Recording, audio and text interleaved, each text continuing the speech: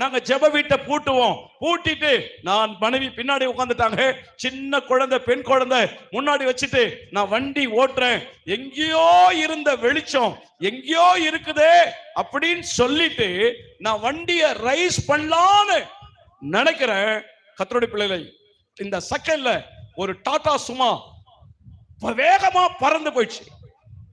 நான் கண்டி வண்டியை ரைஸ் பண்ணினா பஞ்சு மாறி தூள் தூள் தூள் தூளா போயிருப்போம் 3 பேரும்.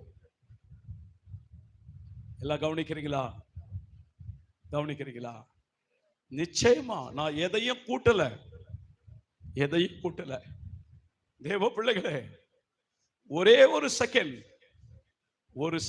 இந்த செகண்ட்ல நான் வண்டியை ரைஸ் பண்ணினா வந்த டாடா சுமா பயங்கர ஸ்பீடு.